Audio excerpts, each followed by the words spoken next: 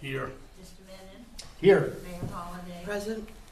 Mr. Hawkins? Here. Mr. Reardon? Here. And Mr. Callahan? Here. We have hopefully a short-term meeting tonight. We have just several items on the agenda, and we usually start the way we're going to start tonight. If there is any public comment, here's an opportunity now to do that. We just ask that you give your name for Mrs. Kennedy and try to keep it to 2 minutes. But is there anybody in the public who would like to offer a comment? I should put my glasses on, but seeing none, we will move to the consent agenda. Do we have warrants? Yes, we have some warrants. I move that the following named bills and payrolls of the Newburyport Public Schools amounting in the aggregate $1,159.15 be approved for the city auditor to make payment and deduct funds from the school's account. There are no conflicts. Is there any discussion? All those in favor? Aye.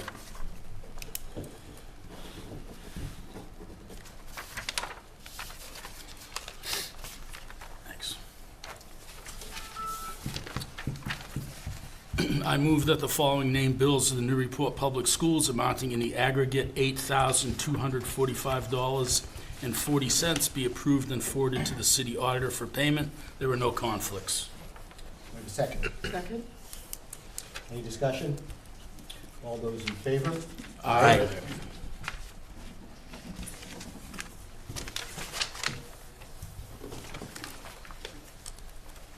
And the last warrant, I move that the following named bills of the Newburyport Public Schools amounting in the aggregate $337,197.54 be approved and forwarded to the city auditor for payment. There are no conflicts. Second.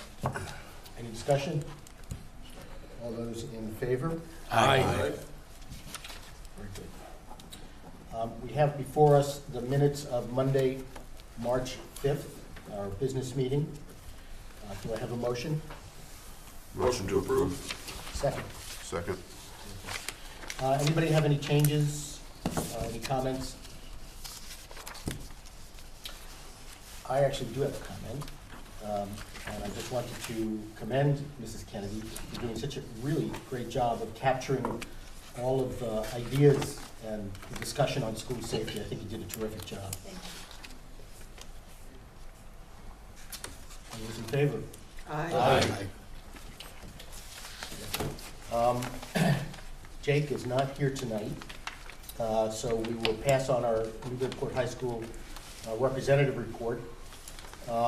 We now have the statement of interest to go to the Mass School Building Authority, and I would turn it over to the superintendent, who will probably turn it over to Steve Bergholm. Thank you. Who's I'm invited up here. going to invite Steve to come on up. And if we could just get sort of a summary of why we are talking about this tonight, and then the details would be great.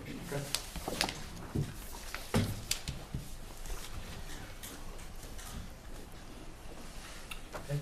You're welcome. Hello, everybody. So a statement of interest is basically a signal from us to the Massachusetts School Building Authority that we are interested in. Sorry, Steve.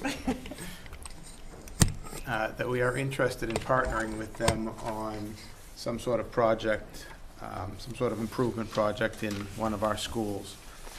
In this case, we're submitting a statement of interest for the high school. You may recall last year we submitted a statement of interest for the high school for just some roof repairs. And we were not accepted into their program last year. Our roofs at that time were about 21, 22 years old, and I believe they made the cutoff at 30-year-old roofs. So we did not make the cut last year. Our statement of interest this year is for a different program. That was an accelerated roof program.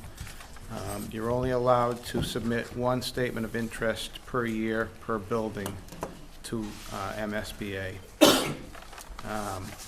So Since last year, we internally have had a lot of discussions about the science wing at the high school and making some improvements and an addition to that part of the building to improve the programming there. And others here can probably talk about that more than I can. So we've combined the desire to do something with the science wing with the need to replace those roofs into one statement of interest. And so we're looking tonight to get a vote from the school committee to approve submission of that statement of interest to the MSBA. The submission is due on April 6th, and then there's a whole process that they go through, reviewing all the statements of interest and determining who they're going to work with each year. In my opinion, it's probably going to take a couple of years at least before we get invited to work with them in their program. So I think it's prudent to start now and at least get our first statement of interest into them this year and start the process. So I don't know how much detail you want me to go into, if you want to ask questions or What's the budget, please, Steve, budget for this project? the project. The MSBA publishes data periodically, construction data, to give districts an idea of how much a project that they're looking at would cost. And they just came out with some new data last month, which I just worked into a cost estimate, and I will actually distribute this around and send a few that way and a few that way.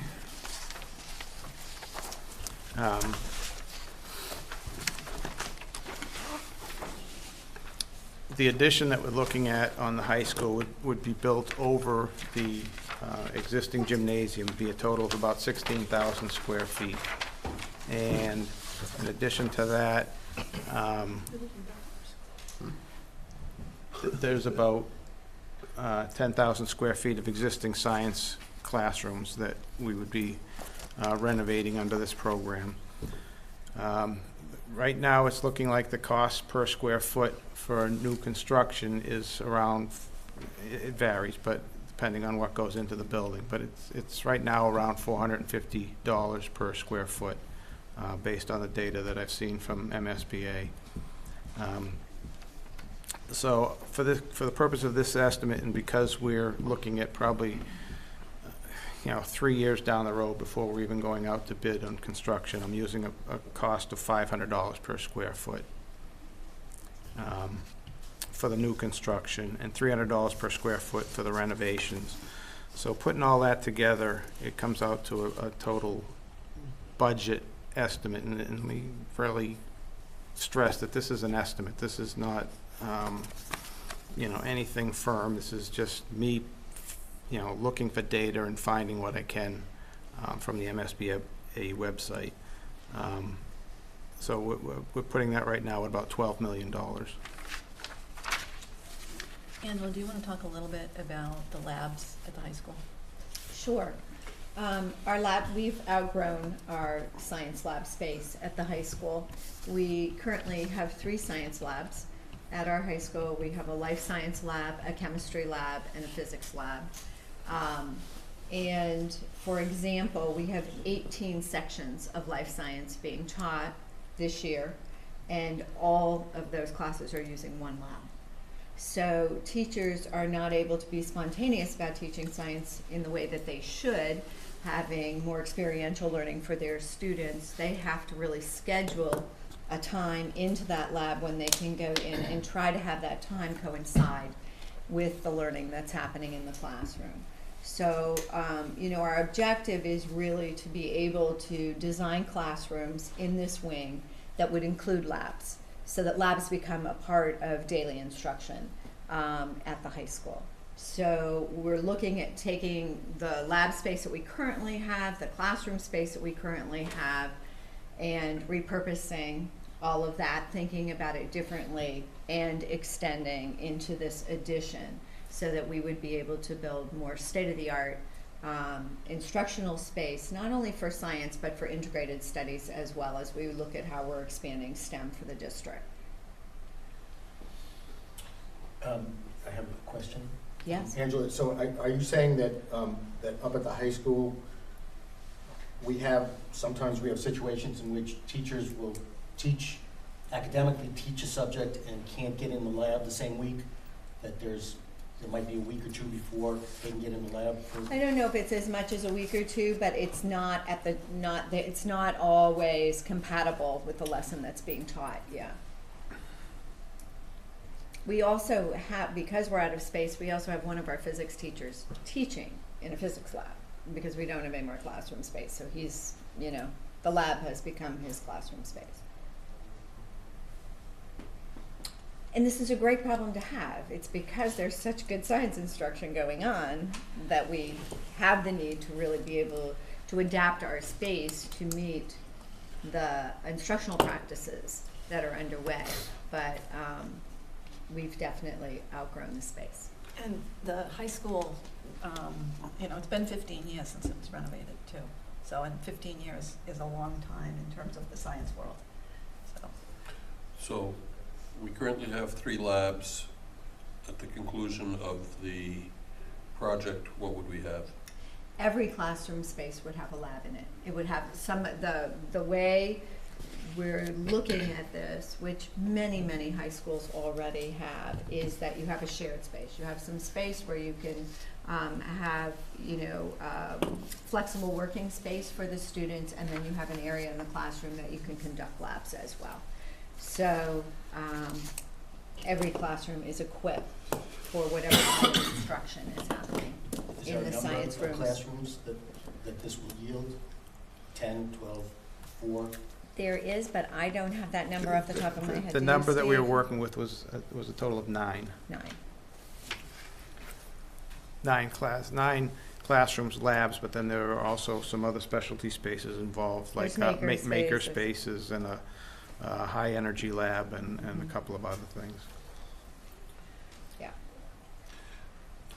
Several of us here had the opportunity to tour the labs. It was just me?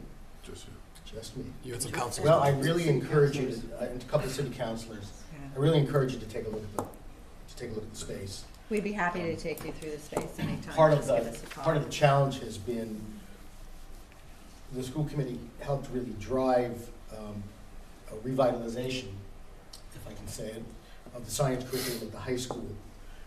There's been expansion, significant expansion there, plus the initiative to beef up science and STEM at the middle school and at the elementary school is having an impact. From talking with the teachers at the high school as part of that tour, one of the things they said is that kids are now coming in to the high school much more interested in science, much more activated, ready to take those next steps. And, we're offering really interesting courses, but we've outgrown the space. We have a proposal for this that we can share with you too. It's in draft form at this point, but it talks about programming so that you would be able to better understand, what the vision is around programming and why the space would need to be different to make that happen. I almost hate to ask this question, Steve, but does that figure include the roof? Yes. Yeah, it does. Well, I'm glad I asked the question. There's not another sheet that we're gonna get. Steve, you talked about building it over the gym. Yes. Or that we'd have some build-up over the gym. That would not affect the gym in any way? Or could it possibly affect the gym in a positive way? On the height You requirements? mean make the ceilings higher? No, it would not raise the roof in the gym. We did have an engineering study done, and it is possible structurally to make that happen. There would be some disruption to the use of the gym while that That was ongoing. You know, like any renovation project, there would be disruption to, you know, classrooms in that area and quite a bit. Yeah. You know, so that's something that we would have to work out as part of the planning process. We've been through it before. I wouldn't say we're looking forward to going through it again. But, you know, it's something that we can work out. Am I correct that, I think you mentioned this before, Steve, at the last meeting, but applying for it doesn't tie us to anything, it just, especially budget-wise. No, this is really just a signal getting our to name get in there for them. into their program. It doesn't commit them to do anything, and it doesn't commit us to actually make an application for a grant. Steve, if they turn us down, do we get feedback about where the application needs to be strengthened? In this case, I don't know. You know, it's really a matter of, you know, how much funding they have and what other schools or districts they deem to be a higher prioritization than ours. And if they come to us and say, sure, go ahead, start digging in a month. We're in Oh, trouble. it We're would in be- Well- real trouble. So I guess that's my point is, Yes. and the, Typically, it's honestly, it's a 3 to 5 year process typically. From the Y- y- time that you submit an application to. a month was an exaggeration, but Yeah. let's say 3 years from now. All right, well, let me put it this way. Even if we were accepted into the program this year, as I said, the applications or the statements of interest are due April 6th. Between April and June, they evaluate all of the applications that they get in. And at their board meeting in June, they decide which districts they're going to recommend for what they call a senior study, which is sending an engineering firm out to all those districts to, you know, look at what we're talking about and in a little bit more detail and decide if they then want to recommend us for for what they call the eligibility period. That recommendation wouldn't come until the December board meeting, so we're now in the December of this year. The eligibility period is a whole gamut of requirements that we have to go through that takes a total of about 270 days. So that's another 9 months on top of that going through the eligibility period. When you get through that, and you meet all their requirements, they review all of that documentation and then invite you into the feasibility study phase. That would be at the board meeting in December of 2019. If you get that far, then you, that's when you hire an owner's project manager and a designer. That process takes anywhere from, 3, 4, 5 months, something like that.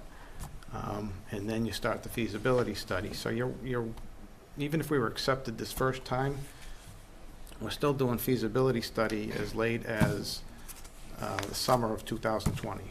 So, Okay, I just gotta talk here. I'm pretty upset about this, I have to tell you. This was never in our capital plan. You have put forth a statement of interest into the school committee and to the city council packet without sitting down with our finance team and looking at our projections. We cannot, we have spent and asked the taxpayers of this community to step up in huge ways to support a brand-new elementary school, the renovations of North Moreland, field projects. This is minimum $6 million without even discussing with our finance team what else is on our capital need list. And this hasn't even been in the pipeline for the past 5 years.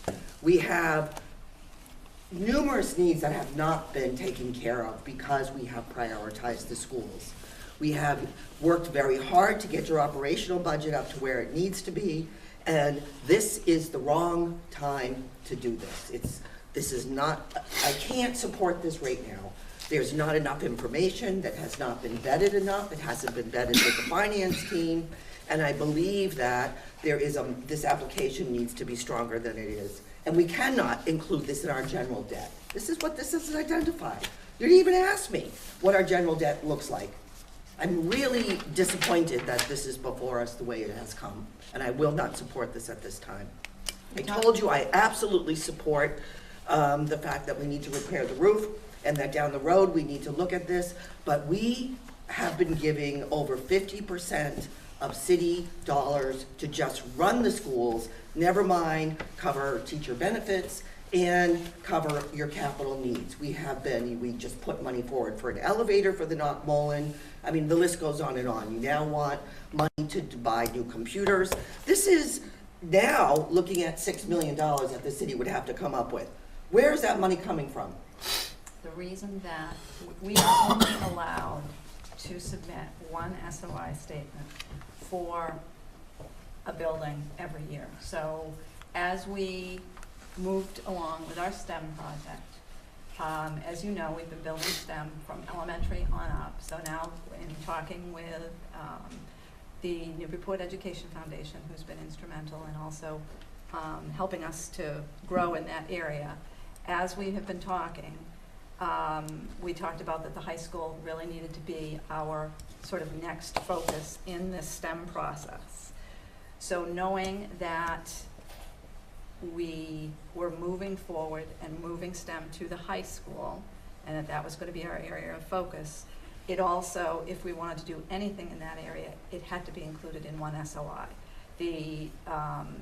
Again, this is very, very preliminary, and from my personal experience in working with both the projects here and previous building projects that I've worked on, it is typically 3 to 5 years out.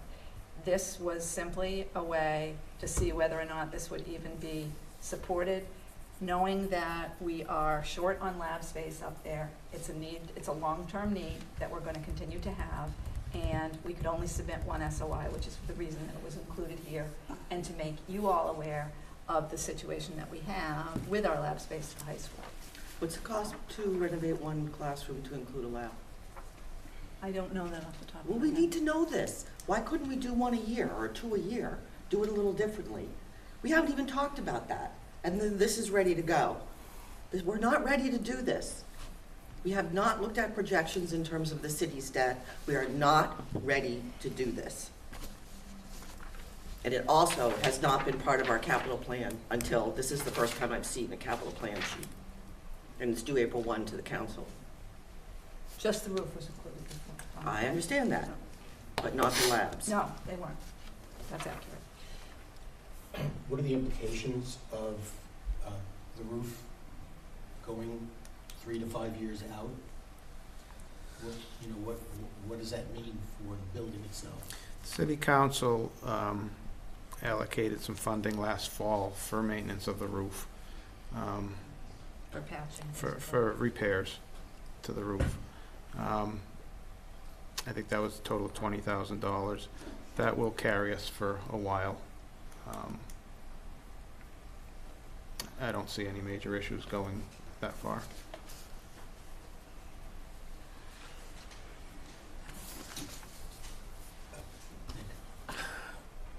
I think I'm coming down alongside the mayor, but for different reasons.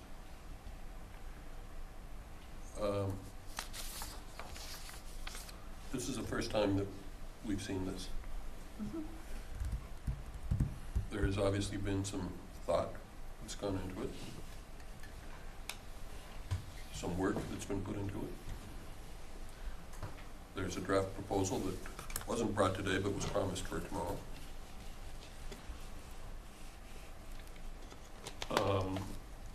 You've talked that you've had discussions with the Education Foundation. You've talked that you've had discussions and even taken city councilors on a tour. I submit to you that you've got the cart ahead of the horse right now. Okay. What you are asking for us is not a decision, it's a reaction. Yeah, I think we were reacting, I'll speak for myself. I was reacting to the timeline that I knew we had for the statement of interest, for the April 6th deadline. So we can just submit the SOI for the roof. Actually, we can't. We can't. That deadline was earlier for just that program. But the city council It's- and but the we have money money. we put forward for the roof last year should buy us some time. Yep. I think we need to put a much better plan together. I think we need to involve the community. I think we need to involve the mayor, the finance team, and our projected debt. There are a lot of things that are in the pipeline that are ahead of us, given all the money we have spent on capital plans on the school. Our fire department, our central office, the central building on Greenleaf Street is in real trouble structurally and with their roof.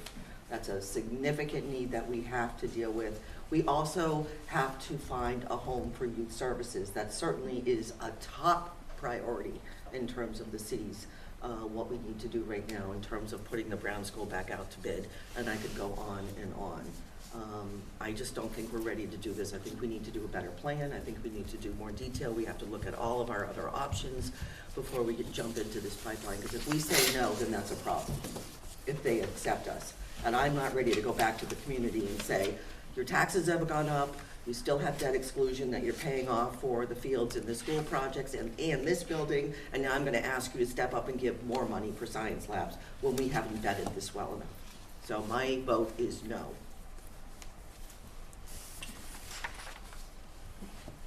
Does anybody have any additional comments? I just want to clarify the proposal, just so that there's not confusion. The proposal was written for the NEF, because this has been a 3-year campaign for the NEF. So the first part of the proposal was elementary. The second part of the proposal was Mullen in the middle. And the third part of the proposal was high school. So it's not a proposal that was developed with you outside of the process. It was just part of the campaign that we've been working on with the NEF. Okay, in which case there needs to be a proposal. Yeah, and that's There fine. needs to, we need to know what it is that you're asking for other than the money. We're happy We to- need to know what the implications of what you're asking for is involved here. Yep. This is a shoddy job of selling us a program if I've ever seen one. And I'm rarely this critical, but this is. Neither am I, you know that.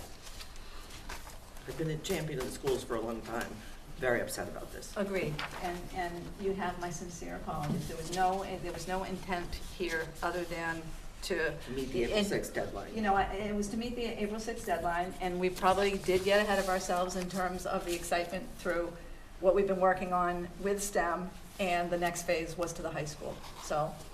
And it should be. I hear you. I Put hear it you. out for us in a way that, Yep. that convinces us all that we can go out and talk to our neighbors about how it's gonna get funded.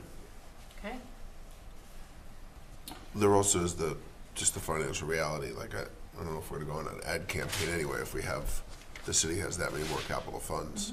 So in the meantime, Angela, would it be possible for you to, I guess, make sure the science department knows, we love the idea of science. We would love the idea to have big checks to write and get cool science labs and support all their programs. So it's not about them or about our support for science. There's just financial realities. And until, My understanding is the science teachers, when they talked about this, never thought this was happening today. They saw it happening in the future within like 5 years or something, so. yeah, the timeline that I had given them was realistically, I saw this happening 5 to 7 years down the road. Well, we've got some preliminary work we have to do before we're ready for this. If that's the case, we can afford to take a breather and do it right. Well, let me do it by the book. I propose to table. Second, Okay. Any discussion? no, you can't discuss the table. Oh, okay, sir. It's either up or down. All those in favor? Aye. Opposed? Tabled. Sorry, Steve.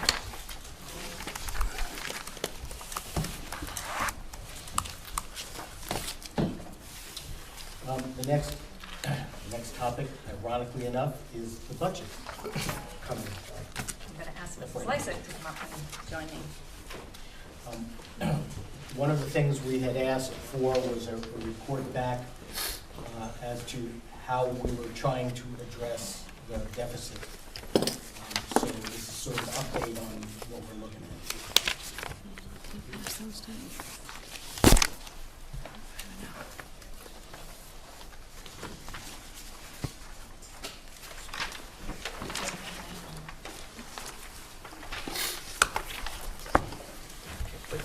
No,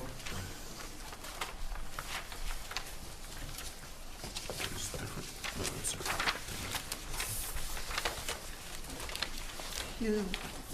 I'll let people just take a look at this. But if you look at page 2, where we have made some progress, one of the things that happened last week is that we had some tuition increases in special education that came to our attention that we needed to add into the budget, and we've made some other cuts since then. We are estimating that we are going to be eligible for some extraordinary relief from circuit breaker, but we do not know how much that will be yet. But we're still, we're under just $500,000 now for our shortfall, and we're trying to bring that down further. As I shared with you earlier, there are some new positions in the budget, but they're based on, in terms of our special education and counseling, they're based on student needs and based on the numbers of students. So for example, there is a new special education teacher proposed for Mullen, but that's based on the number of hours for next year that students will have direct service requirements on their IEPs.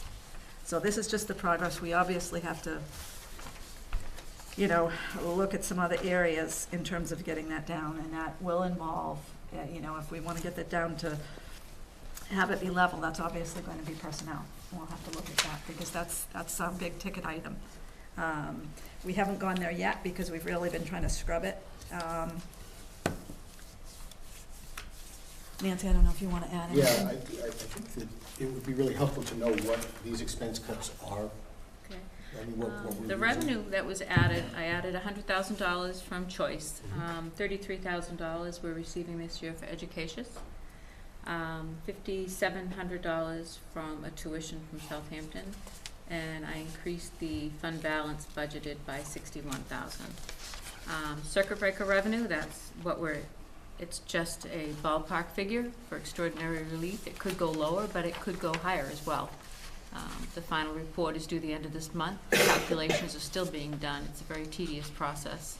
So once I have a final figure, I'll be able to adjust that revenue accordingly.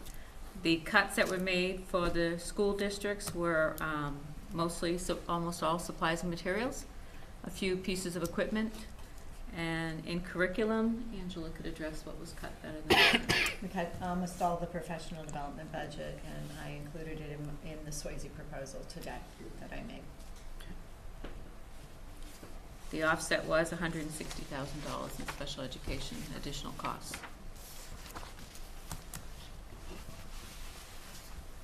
So the shortfall is 482,900. Yes, And as it stands right now. the last time we talked to, I'm sorry, I don't have the It was paper. 588.6. And that included, right up top, but that included the cost of the new positions? Yes, Do you know what and that? that's still in there. It's 209,000. So we're still at 273. But Susan, you're saying because it's one of the positions at least is based on hours required by IEPs, that's pretty much a non-negotiable. Yeah, I mean, I think that, yes. Okay. And that was 60,000. Are any of the other positions non-negotiables? We have a, high school has a .8 math STEM teacher, and .5 reading teacher at middle, and a social worker Counselor. counselor at Bresnahan School, as well as a .25 preschool IA. The .25 preschool IA, I think, is going to be a requirement. Okay.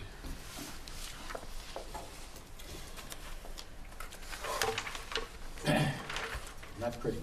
No, it's not. I would assume that the next cut of this is, they're not gonna be pretty. Do you see that, do you see at this point, a request to the school committee to raise our class sizes to accommodate perhaps the loss of staff? I think that's one possibility. We have really, from my perspective, very decent class sizes right now. But that is one of the possibilities. When we voted last time for school choice for the freshman class, I think we all talked, and I think, Susan, you were sick at this I time, was. but we decided at the time that we'd revisit. There was a couple of grades that there could be a possibility to maybe open up choice if, you know, if the need was definitely there. We have, I can tell you that for our 9th grade, we have had 9 applications, so, to date, Okay.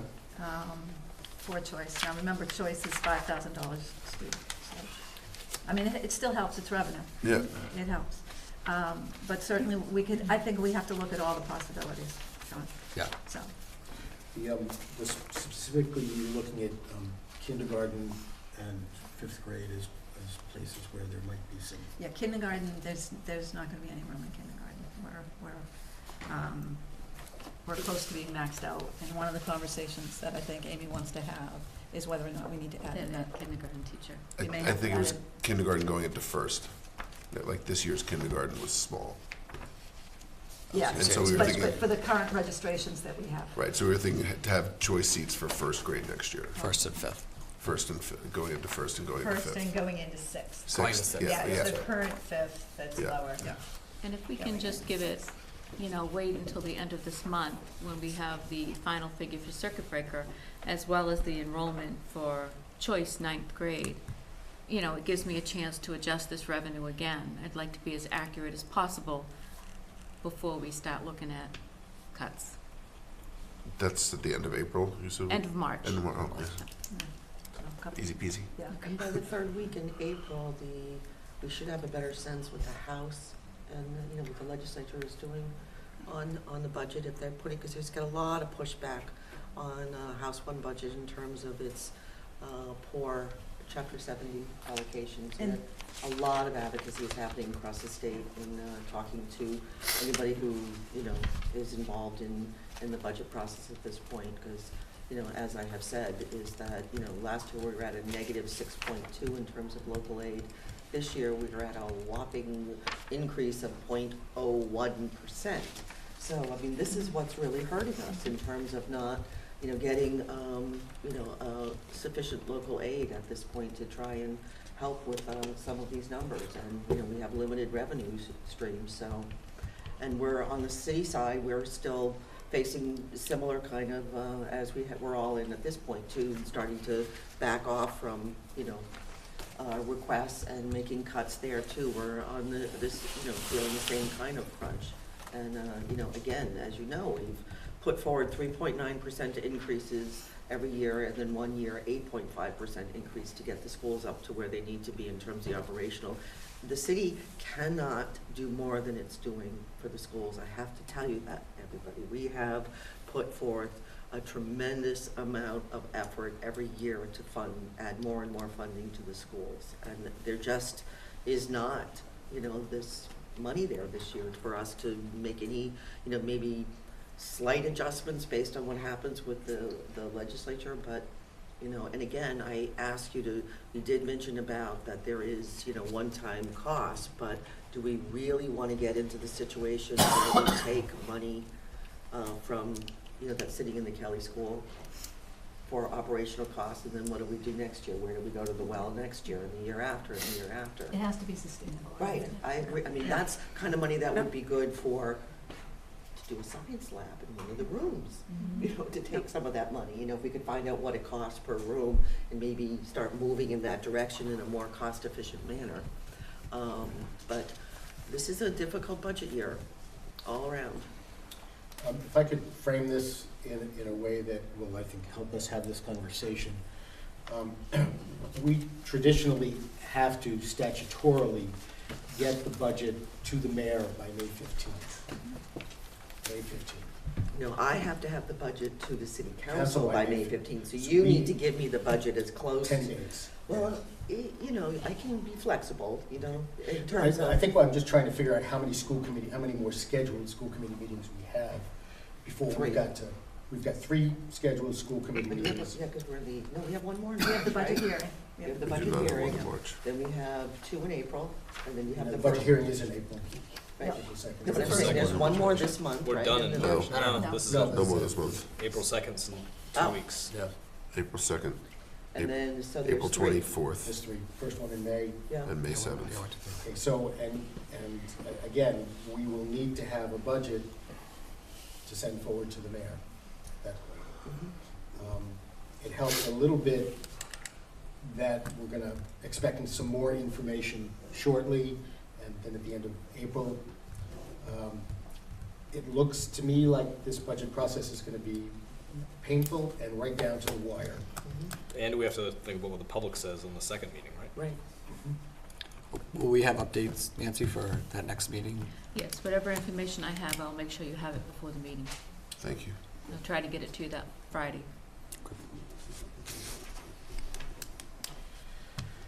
That was a meeting Yay. meeting. Anybody have any other comments they'd like to make? I have a comment, and this does not have to do with a building project for new labs. However, it's just looking ahead to next year. If we do need more lab space, have we reached out to any resources in the community? And I only say that because my past familiarity with the Mass Science and Engineering Fair, a number of kids who enter projects are often sponsored by life sciences or chemical or other type of laboratory businesses. And I'm just curious if there's any labs in the area that might be able to accommodate for next year our students in a creative way to maybe get them some lab exposure. I'm not sure what if there's any labs related to some of the federal wildlife programs down toward Plum Island. I don't know what they have for facilities. But I'm just curious, I think it's important that, because there definitely seems to be a demonstrated need for some laboratory space. It's not uncommon for, again, businesses that relate to, that have feature lab as a business, or a college or university that may have some life science lab. I'm just wondering if we can somehow share some of those resources so that, we and again, looking ahead to it next year, it seems like this year we're doing the best we can, but next year, and even, I don't even know if there's such thing as a mobile lab. I don't know if there's a mobile type of, Well, they have mobile classrooms, why don't they have mobile labs? I'm sure they do. You know? I'm sure, I have yeah. to say that I was hoping in my experience on the school committee to never have to hear about trailers. No, I'm not talking about trailer, but I can tell you, I've been up, They're not Winnebagos, they're not trailers. I've been up, near the Boston Medical Center, and there are large, like MRI RV-style vehicles that have that are lab equipped, because they have to go mobile out to different sites. So I just wanted to throw that in as maybe something to think about, Steve, we have a meeting of the Business Coalition in the next 2 weeks, Okay. and I'll bring it up with them. Thanks. It's a topic for Just, discussion. yeah, I know. see what's out there, because we might be able to provide some opportunity for some kids in a planned way that'll Yep. take a little pressure off. Because the hospital's very involved, Stern Chemical is very involved, and so who Yeah. knows what we find. Thank you. So put on your thinking caps, folks. I'm sure that the administration, if you have any ideas, I have some thoughts actually to share. forwarding them. And just be prepared to make some very difficult decisions. Speaking of decisions, Thank you. Thank you, Nancy. the next item on the agenda is Thank you, Nancy. a discussion about the candidate for superintendent. The goal would be, if you think that you've got a match, to vote to enter into contract negotiations with one of the two candidates. I think probably in the past, one of the ways we've done this is that people will sort of state who they feel they want to support and give reasons why they want to support them, as a way to frame the conversation. And then the motion is to enter into contract negotiations with that candidate. It looks like that candidate has enough support. So this is where I get quiet and you guys start talking. This is David. So David. I would like to support Sean Gallagher as a candidate. I was specifically impressed with the deep level of experiences that he's had, from classroom teacher to athletic director, building administrator, central office experience, his work as on the police force and in the reserves, I think also adds another nice component to it, not only with the community piece, but with the school safety piece. I thought during his interview tonight, he did a really nice job of speaking very specifically to some things that would benefit teachers, community, and students in a number of these questions. I liked how he was, for example, connecting standards-based teaching, learning, and grading to not only what happens for students in the classroom, but what happens to teachers with the evaluation system. The way he was talking about the superintendent's council and having students' councils and joining Rotary and Chamber of Commerce as feedback loops. And the way he talked, I think a lot about the security, safety, and social emotional learning really impressed me this evening. I'll go. I too would like to support Sean Gallagher. You know, last time I was impressed with him. I loved his entry plan that he came in with and he handed to us. I mean, he really put a lot of thought into that, looked at our strategic plan. He really wants to hit the ground running. I thought the way he answered questions the first time was great, and he gave us probably more than we even needed. I thought he was even more impressive second time through. He was just very specific. I love how he touched on scheduling a little bit and what's best for students. I think that's something we don't talk about a whole lot. It's not, but it's such an important aspect to getting the most out of our teaching and learning. He just seemed to have a really good handle on, really, I mean, we had a wide range of topics tonight, and I just thought he really, hit the nail on the head multiple times. Plus, I love that he's a North Shore, I mean, he knows Newburyport. I mean, he's a North Shore guy. It means a lot to him. And I just think he'd bring, some really great leadership to the district. I'm going to support Sean as well. Same reasons these guys just said, and I thought he was great at the first interview that we did. And then when we went for the site visits, they just blew me away. All the examples of how he works every day from the staff and the administration there, and then tonight just backed it all up all over again. So. Any additional feedback? Nick, you almost look like you want to get feedback. Well, you know what, I'm just gonna go along a slightly different front. I'm gonna support, at this point at least, Anthony. My reasons for that are his strong understanding of the strategic plan and its implications, his support for it. I also think he will be somebody that will be innovative in our district We bring new ways, new approaches to bringing everybody on board and moving in the same direction. I have, For Sean? Anthony? Oh, Anthony. I have to say that I learned some new things tonight.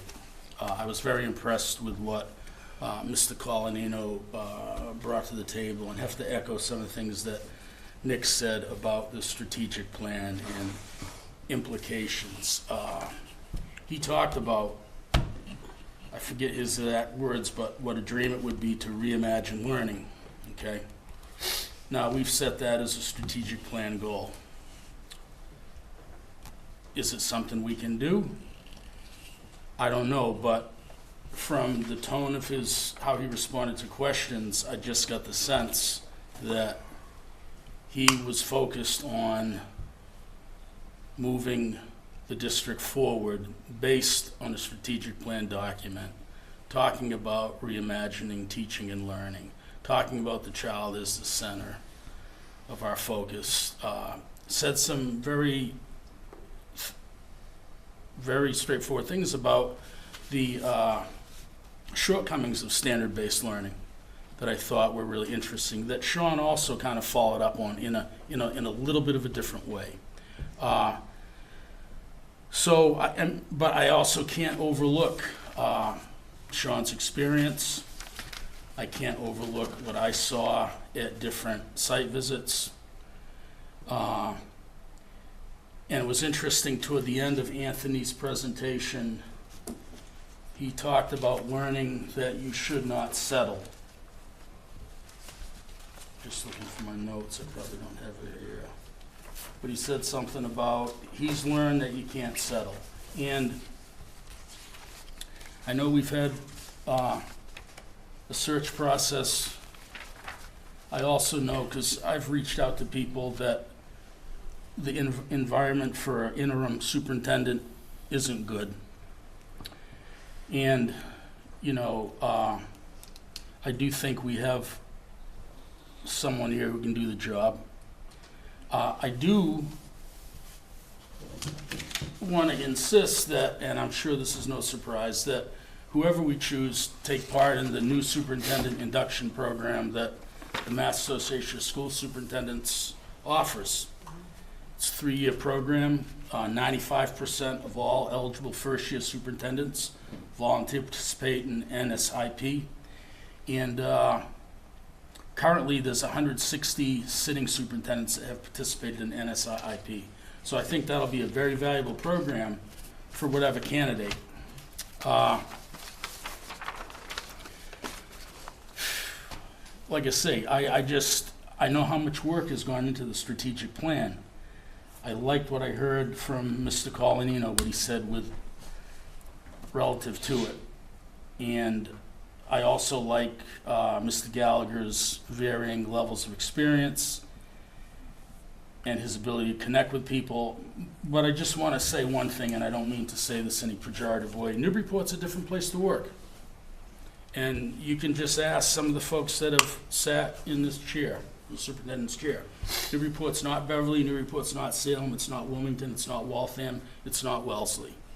It's a very unique place. And any of us who have worked closely with the superintendent here have seen some of the challenges that we have a very supportive community, let me say that. We have, sometimes when I talk with school committee members who are from different places, I tell them, if there's ever an activity at a school, in Newburyport, you got to get there early, because if you don't get there 15 minutes early, you're not going to get a parking space. And the school committee members have said to me that, Steve, you're really lucky. Not every place is like that. So we've got a good school community. We've got great teachers. We've got good administrators that are working together.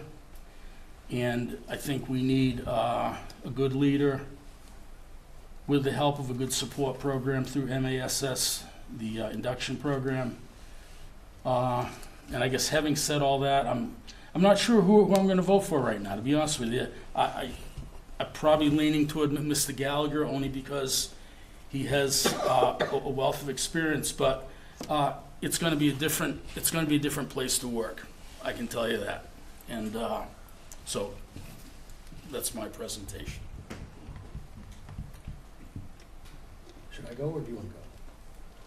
Okay.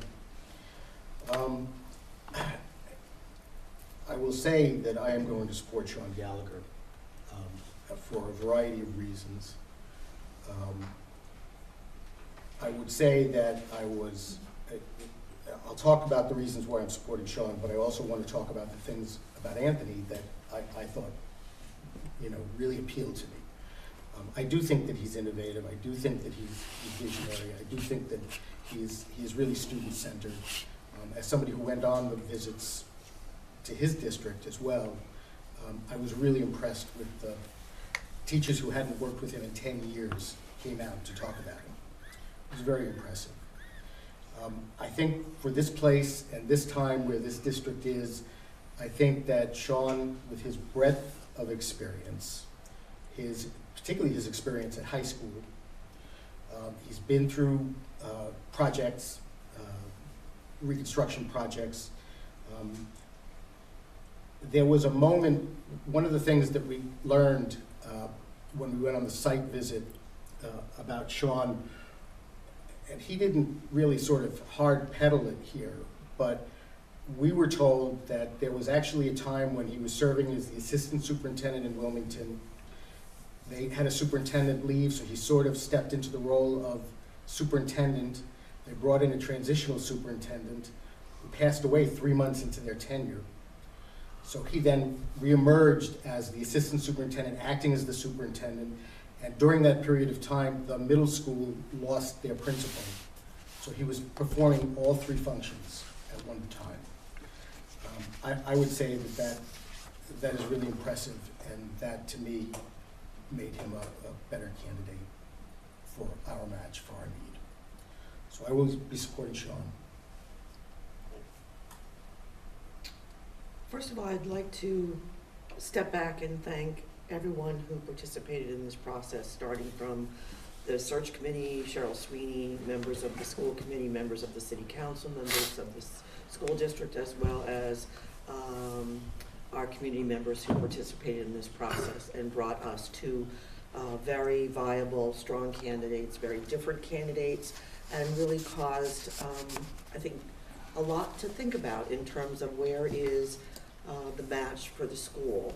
I think the length of experience, broad experience from Sean Gallagher is what is moving me in his camp.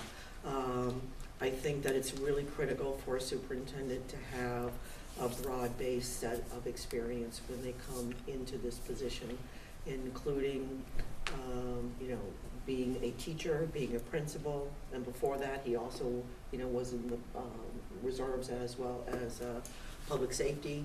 I think those are all, especially in today's world that we live in, it's an important skill that he brings, and the fact that he has functioned as a principal.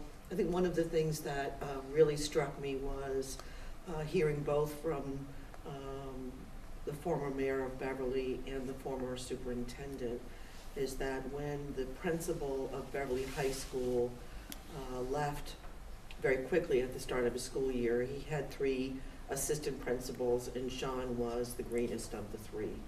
And that he decided to put Sean in the position of principal, and got a lot of pushback from some of the faculty, but within a very, very short period of time, he won everyone over, because he says, and both of them said the same thing, which was interesting in terms of little different ways, that he has a tremendous way of supporting people and bringing people in. Now, I felt that too from Anthony in terms of some of the things, but he doesn't have the breadth of experience K through 12 that I think is really important for where our district is. The other pieces, I like Sean's background in special ed. I think that that's really important to our school district as we go forward. I was impressed by a lot of his comments in terms of his knowledge of curriculum, supporting teachers, the strategic plan. I think that he will be a good superintendent for Newburyport, and one of the things that I liked a lot was his commitment to longevity. Wouldn't that be nice? Our school district to have someone who could stay around. Susan, you did great, you did 5 years, that's, you know, a lot better than our former superintendents, but it would be nice to have somebody who's here for the hall. You know, so I will be supporting Sean Gallagher. The way that I would like to frame this vote is to take a motion to enter into contract negotiations with Sean Gallagher. We will take our vote. In the event that the vote is not unanimous, I will probably ask for a unanimous vote after we take our vote. And I'd like a roll call vote. Okay. Mrs. Kennedy? And you're voting yes to enter into contract negotiations with Sean. So you made the motion, I'll second the motion.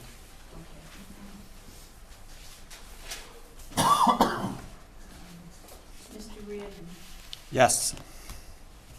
Mr. Callahan, Yes. Mr. Menon, Yes.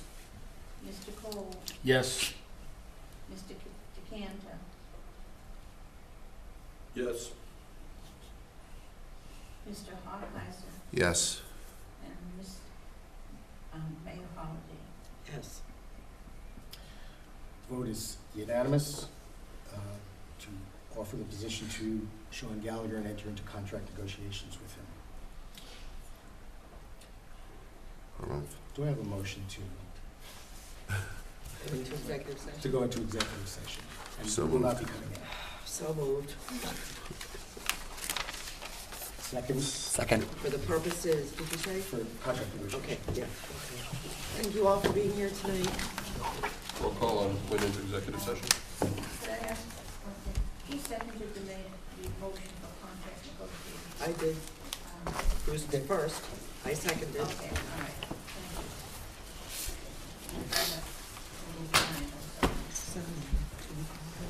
You can if you like. On the resume. What's that?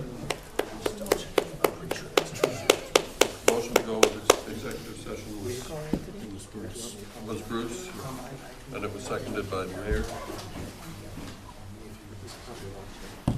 Roll call? Oh, roll call vote, yes. Required.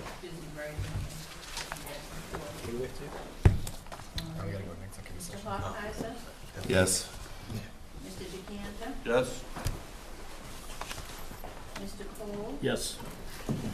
Mr. Reardon, Yes. Mr. Menon, Yes. Mayor Holliday, Yes? and Mr. Callahan. Yes.